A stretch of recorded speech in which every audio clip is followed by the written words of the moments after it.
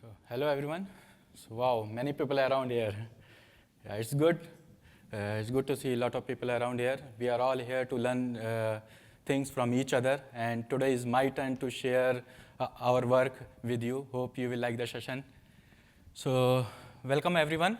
I am Vijay Srivastava. I work for Adobe. I am basically staff data scientist in ML core services team. I have Deepak Pai with me. He's a manager data science team. Today, I am going to present session on continuous model evolution. So,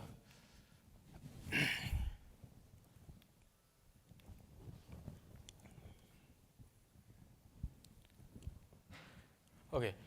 So here is the agenda for today's session. So first, I will go through the overview of our ML core services. And next, I will talk about the model evaluation pipeline that we have built. I will talk about the why do we need model evaluation services. Then I will talk about like what are kind of evaluation metric we use, like AOC. And finally, I will touch upon the AOC optimization that we have extended the Spark ML class to compute AOC like in an optimum way. Okay. So the core ML services is a platform, is an internal platform that provides a bunch of intelligence services to Adobe Sensei. The Adobe Sensei is a brand name for AI ML algorithm across all the Adobe products. So at the top level, the core ML services provide 4 major services. First one is the data quality services, which gives the insight about the raw input data, like number of valid rows, duplicate, corrupted rows. The second one is the model evaluation, that is the today's session talk. It gives insight about the model performance over a bunch of metrics like AOC, rate, etc. Third, the causality, the causal inference or the causality service, which make use of data quality service and the model evaluation service to explain anomalies in the input and output metrics. And last but not the least, the model interpretation service which gives insight to the user about the prediction made by the black box model or the complex model. And Deepak has taken the talk for the model interpretation yesterday in details. Today, I will focus on model evaluation service. So before diving into details, let's have a brief overview of ML core services architecture. So the ML core services reside between the platform layer. The platform layer could be deployed on AWS, or it could be on Azure, or it could be Adobe Cloud Platform, or it could be any other platform. And the intelligence service could be any of the services that our Adobe Sensei provides or provide currently, or maybe offering in the future. So all these intelligence services could take use of ML core services using REST API. So ML core services are fully REST compliant and could be integrated by these intelligence services, or could be integrated within app of within front end by any of the data scientists. Okay, so let's talk about the continuous model evaluation. So before we proceed, let's understand why do we need continuous model evaluation. So currently, significant time is invested in data cleaning, model building, ensuring the data model has acceptable accuracy. But once these models are deployed in the production, so they are not monitored actively. Most of the time, it's a reactive approach. Means like when there is a problem, after then only the models are looked at. The developer dive into that model to identify what are the issues. But by that time, it would have been very late because it would have resulted in a lot of inaccurate prediction and maybe the revenue loss. So currently, most of the systems, the process of identifying the model issues is manual, and it's result into a lot of wasted effort. So it would be good to have a system which continuously monitor the model performance and generate alerts whenever there is a performance degrade. So now we know that why do we need the model evaluation. So let's see how we do with that. So ML core services try to answer this by continuously monitoring the model performance over a bunch of metrics like area under curve, rate metrics, etc. It also generates the distribution, the score distribution, as well as the ground truth or the label distribution over a time period. That might be interesting, or it might be important for the data scientist to see how model is predicting over time. We also provide the dashboard where you could visualize this model performance metrics like AOC rate over a different slicing attribute. Maybe somebody wants to see the AOC at the global level, or somebody wants to see AOC as the like country-wise level, or some other segment level, like product level, like Photoshop, how the model is performing across one product. And it also provides to specify the threshold over these metrics, so which could be used to generate alert whenever there is a performance degrade or whenever performance goes beyond this threshold. So to use our evaluation service, first you need to configure the model in our system. You need to configure your prediction data sources as well as the label data sources. These data sources could be present in anywhere. It could be in any other cloud, like a S3 blob, or maybe Azure, or it could be on like any other internal data storage platform. So it is very easy to specify this data location in our system from where the data will be pulled up and the metrics will be evaluated. So once you configure these data sources, one can also configure the metrics they want to evaluate these models. Like this could be a rate matrix, it could be AOC metrics. So once you configure the data sources, you configure the evaluation metrics, you want to see these metrics over different slicing attribute. As I mentioned earlier also, you can define this slicing attribute. It could be any of the feature in your model schema. It could be product, it could be country, it could be anything else. And that will be like very good to have to see your score distribution or metric distribution over slicing attributes. So this is our visual dashboard that we provide, and you could configure your model very easily. Here, as you can see, I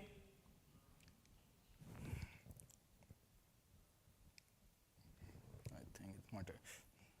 Yeah, as you can see, there is a model X which is configured here, and then we need to configure the data sources. It could be prediction data source or it could be label data source.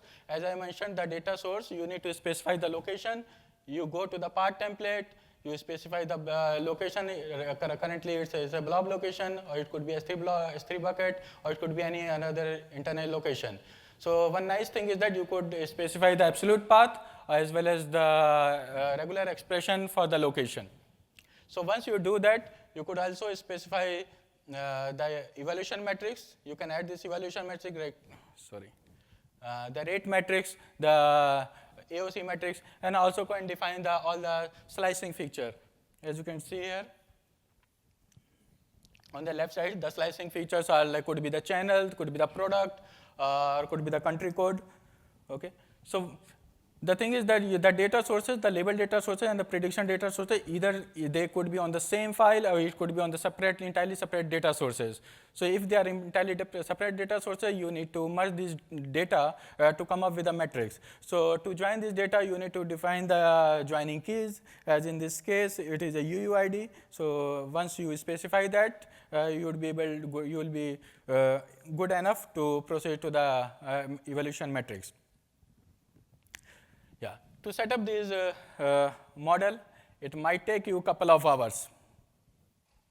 No, I'm joking. It won't take you the couple of hours. We have built several scripts where you have to specify just a sample Parquet file or CSV file. It takes that sample Parquet file and it will generate the entire DAG tree which you see on the left side automatically within a minute.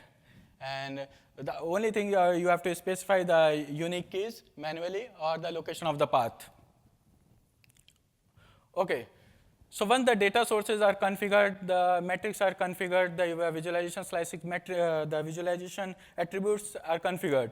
Okay. So our backend process take care. So our backend process is built on Spark and Scala, and it runs on Azure Databricks. So this is the typical pipeline in our backend process.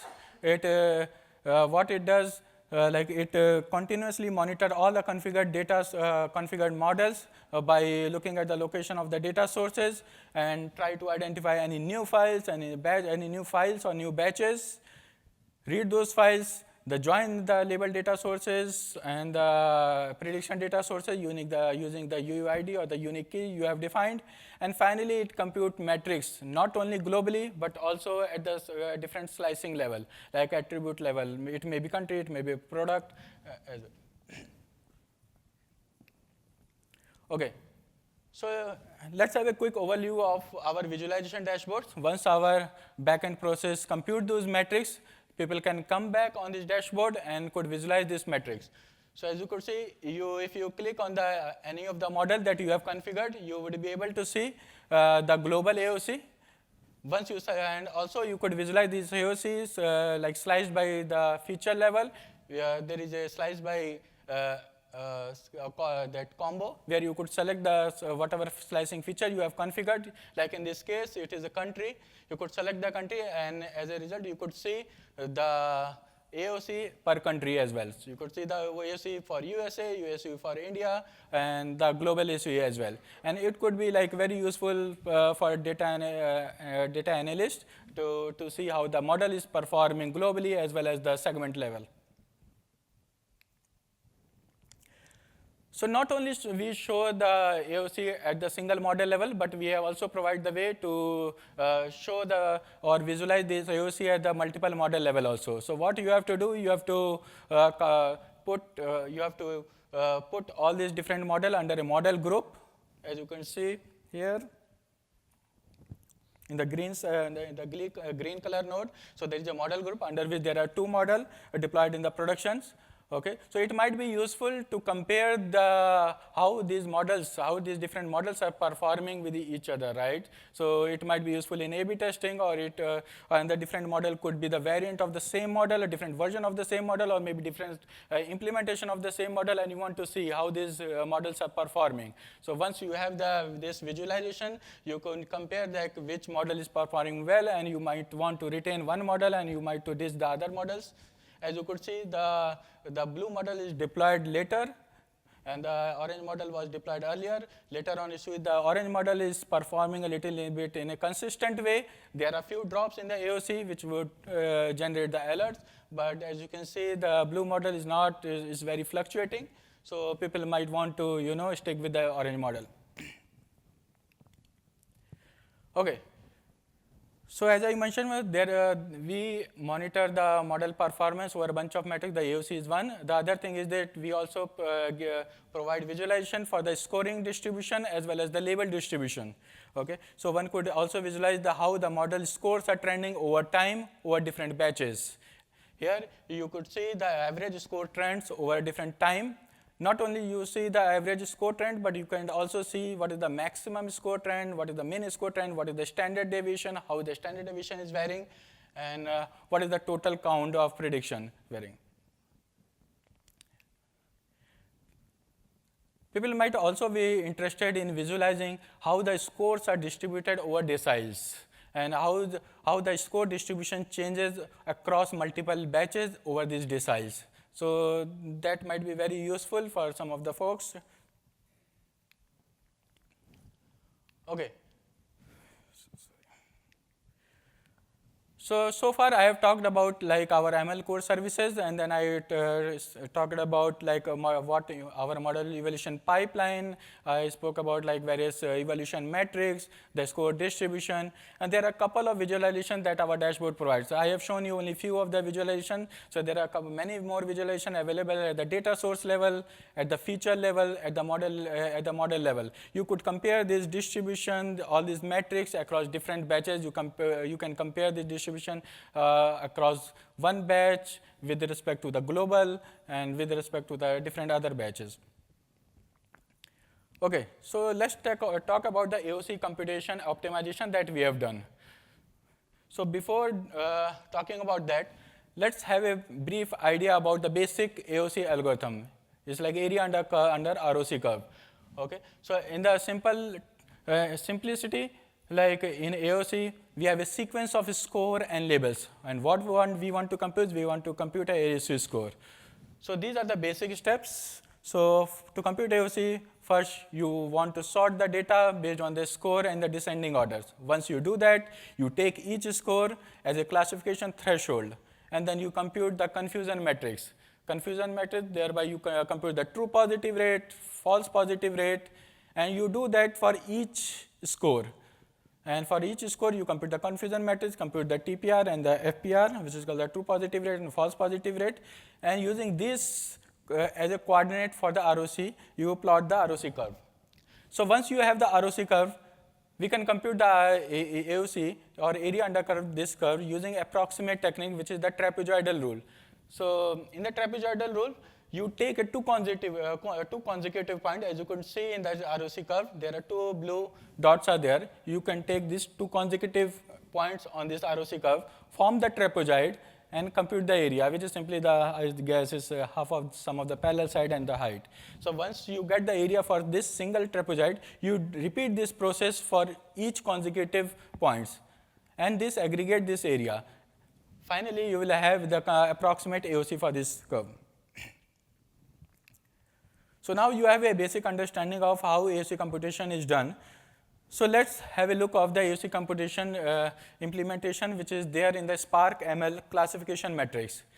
This Spark MLLib binary classification matrix provides excellent implementation, parallel implementation for this AOC, because the old one might work well for the sequence, for sequentially for a small set of data, but once people are dealing with a million rows data set, then it might not be very efficient. You might come up with a memory overflow error, so you have to do it in a parallel way. So Spark MLLib provides an excellent implementation for that.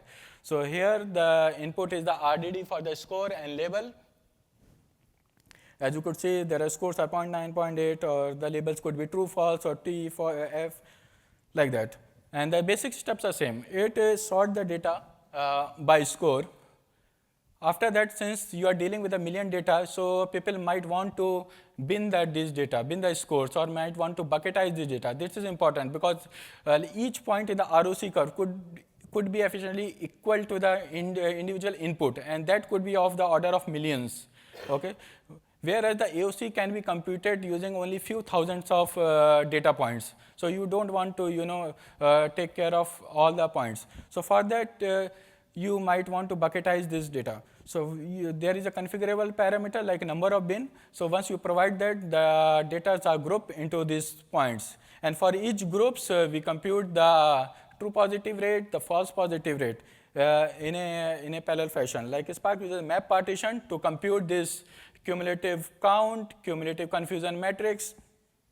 Once it does that, it uses the same trapezoidal technique to compute the AOC. Okay.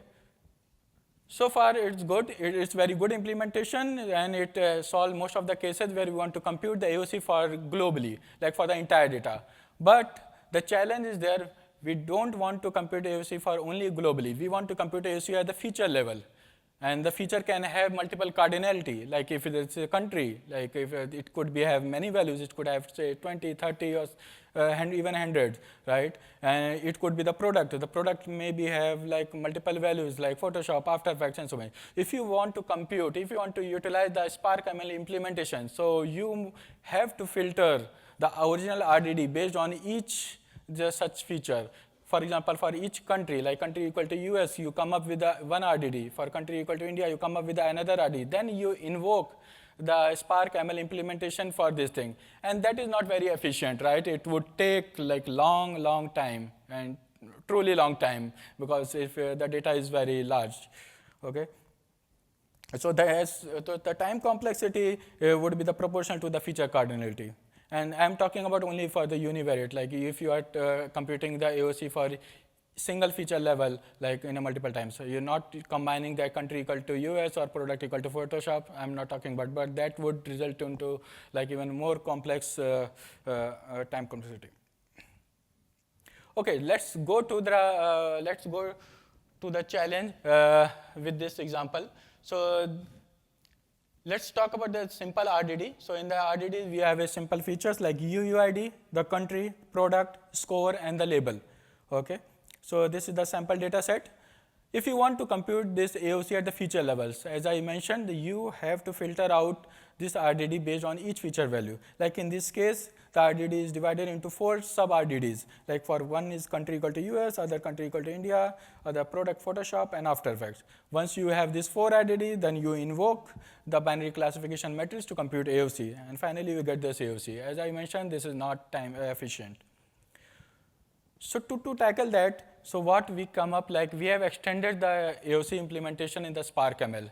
in the core ML. So we changed the signature for the actual implementation. The actual implementation was taking the RDD of score and label, but we want to compute the AOC at the feature level. So what we did, so we changed the signature to take the feature information as well as an input. So now the input is the RDD of attribute or feature. I will like swap this feature and attribute. So it's effectively the same. So the RDD is attribute value. Okay, so attribute could be country, attribute value could be the US, and the score and labels. It takes this input. And finally, for example, in this case, this RDD, like as I mentioned, the country US and the score and labels, then product, Photoshop, and you have the score and labels. Finally, the outcome is not a single AOC value. In the updated implementation, the outcome is the AOC value at each feature, for each feature. So in a single computation, we get the AOC for all feature as well as the global level. So in the updated implementation, we have tweaked the original implementation a little bit to take care of feature values. Like basic steps are same. Initially, we were in the original implementation, the data was sorted by the score. Now in this case, the data is sorted by attribute value and the score. Okay, and initially the binning or the bucketizing was done based on the entire data. For example, you have a data set of 1,000 data points, and you want a number of bins to be handled. Then for within each group, you will have 10 data points. But in this case, like if you want at the feature level, say for example for country equal to US, you have 50% of data point. So in that case, your total data point will be 500. The bin number of bins is 100, so the data point will be 5. And that is important because we don't want we want to retain the original, the core implementation intact. We don't want to, like it may be appeared like in one partition for each one feature value, only few data points are there, maybe 10 data points are there. If you want to, if you are combining all those data points, the AOC value will be wrong. Okay.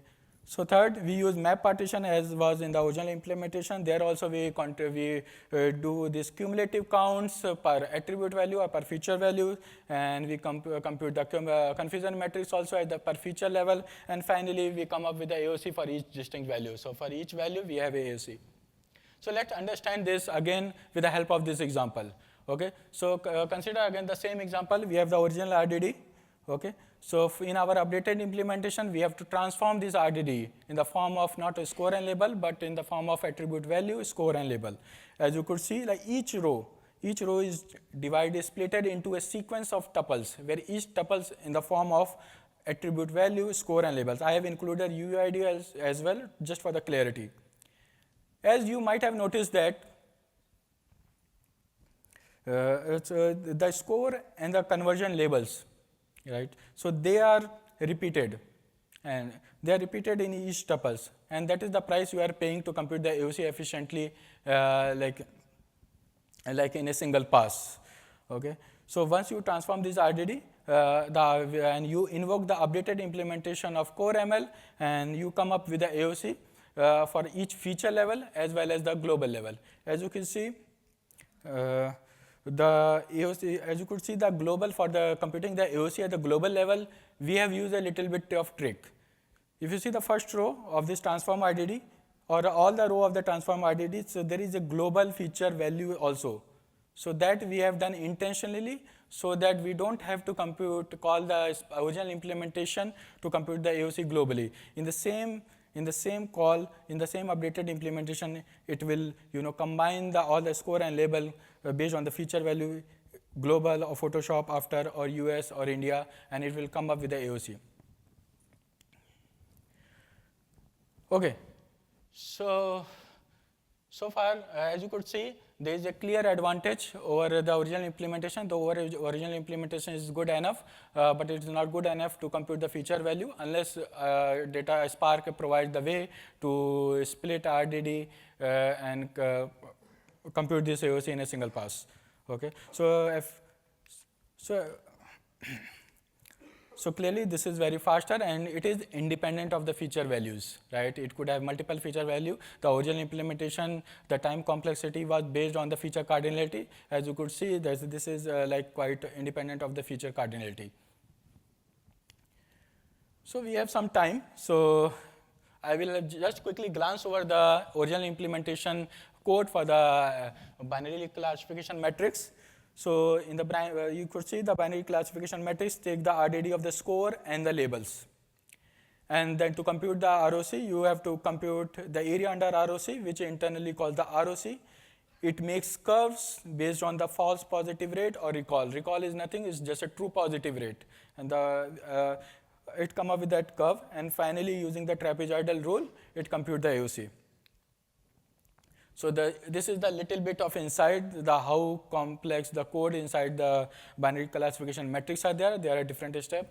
Maybe you might not able to see, but I will repeat the steps. Like it combine and sort the data by the score, not by feature value, because it doesn't have the feature value information. Then it bucketize the data. As you could see, the grouping is done based on the counts and divided by the number of bin. And finally, in each partition, it group the data based on this binning value. Once it does that, it compute the cumulative count across the partition. Because to come up with the confusion matrix, you should know the cumulative count. But since the data is divided into multiple partitions, so you have to maintain the sorting order across the partition. And for each partition, you have to compute the confusion matrix and pass this information to other partition. And you come up with the total count as well. Finally, it computes for each score, it computes the cumulative confusion matrix. So let's compare with our original implementation. So I have not pasted the entire code, only the few steps I have mentioned here. Like initially, we were combining the data and sorting the data by the score. In this case, we combine and data by attribute value and the score. As you can see, the input is RDD of score and attribute value, score, and label. Finally, the bin size computation is also done based on the attribute value. Once you do that, you group the data in each partition based on this binning size per attribute value. And you come up with a confusion matrix. And finally, you compute the AOC for each feature. So as I mentioned, the advantage is faster than the original calling the original implementation multiple times for each value. And it is independent of the feature cardinality. So in future, we want to contribute this updated implementation back to the Spark ML community so that people can have utilize this implementation. They can, even modify this implementation or optimize better. And we are also looking to support various other metrics. Right now, we support rate metrics, we support AOC. Maybe we can support root mean square error for other models and lift, etc. So that's it for today's session. So I have talked about ML core services, different services that we offer. I've gone through the model evaluation pipeline. I've gone through the evaluation metric that we support, different visualization that we support. And finally, I touch upon how we optimize the AOC, which by extending the original class in the Spark ML. And finally, I want to thanks to my teammates, Joshua, Shankar, and Deepak Pai, who contributed to this project. And now back to you for any questions. So I would be glad to answer any of the questions. Thanks, Vijay. So if you have questions, raise your hand or bring the microphone to you. Hello. Thank you for the talk. Very interesting. I think continuous evaluation is often overlooked, especially because of data shift, and if you're implementing change, there's going to be a lot of data shift. I think my question was, I was a bit confused about how you were calculating AUC for specific features, because that's not something we've done. So obviously we do AUC, you've got, say, 4 features, make a prediction, you can calculate AUC for that. How do you do it for one feature, or why? Or sorry. So I believe you understood the original implementation, how we compute the AOC at the global level, the basic idea. Like we sort the data by the score, and we take each score as a threshold to compute the true positive rate, right? So for the feature level, right? So we need to do that operation. We need to filter the entire data set into a subset, where each subset contains the scores that belongs to a particular feature level. Okay, so it's essentially the filtering out the data, like in the, and we are doing in a single pass. We don't want to do that in a multiple, by splitting the data into multiple RDDs. So that's why we have modified that into the original implementation to take care of this feature value. So if you see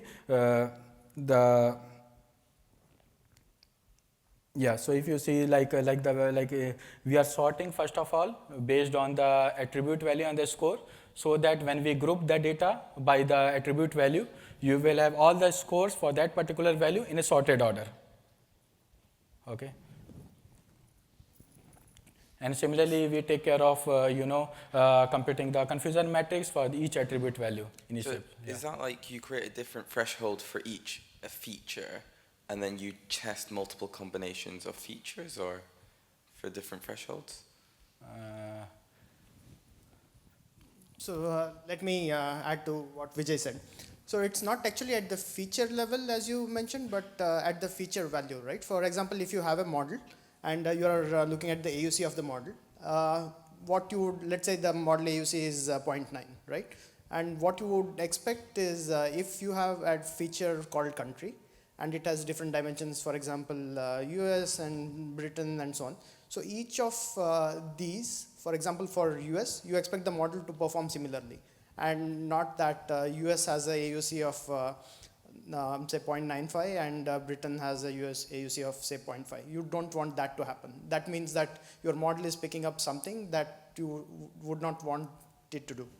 So that is what we are trying to highlight. Thanks, Deepak. Thank you. Any other questions? Yeah.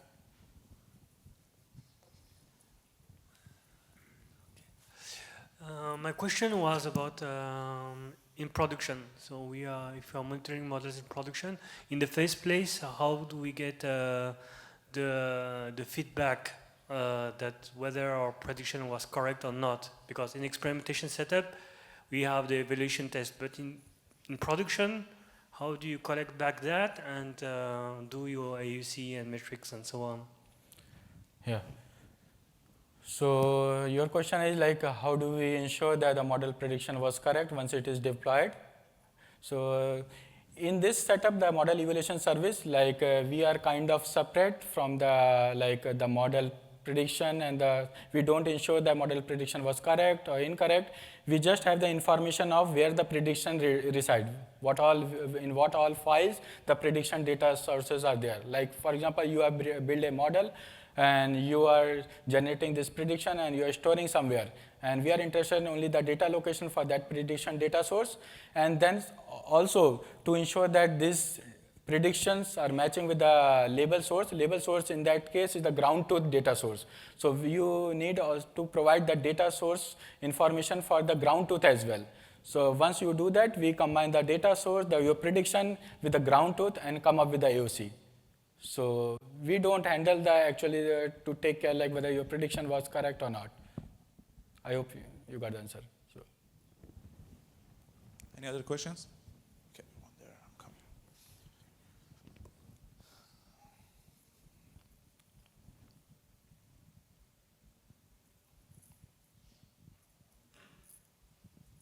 Hi, thanks for the talk.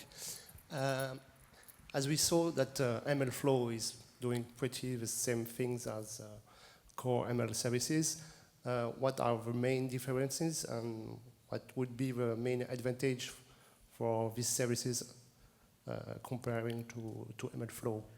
Yeah, so that's a good question. Like you are asking that how our service is different from what MLflow is doing.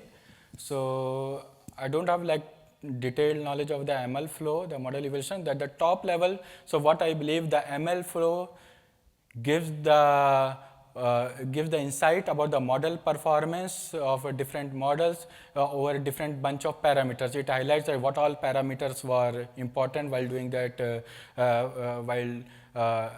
generating that AOC, what all parameters were important, what other parameters values were there. But the main difference is that we give the AOC prediction over time, like for each batch, like how your model is performing over a different time period. So did I answer your question? Thanks. Any other questions?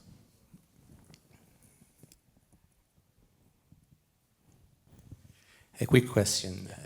Is your product open source and can be installed on Databricks? We would like to, but right now it's like internal. And we have like all the services that we have mentioned in our ML core services, though it's like a fully fledged and could be integrated to REST API, but right now it's internal and it is consumed by our services within our Sensei platform. So right now it's not public. So we would love to maybe in the future. Thanks. Any other questions? I actually have one question myself. Okay. So when you run this and you evaluate your model and so on, what is the next step? So do you detect the model drift, data drift? Yeah. What's the So downstream? as I mentioned, there is a third service. This is the causal inference or the causality service, and which make use of this model evaluation service as well as the data quality service.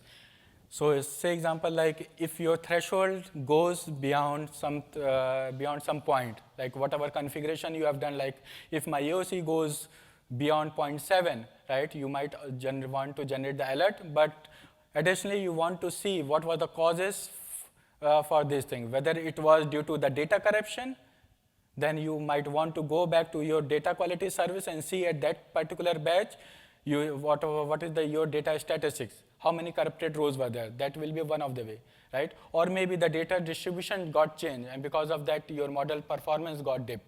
As you see in one of the models, there was 2 dips, like in the starting and the end. Your model was performing well, but in some point, it got dipped. And it may be because of intermittently, because of this distribution or your data was corrupt. So we have this causality service, which detects this anomaly based on this model evaluation and the data quality service. Thank you. Thank you. Any other questions? No? Okay, let's thank our speaker again. Thank you, Vijay.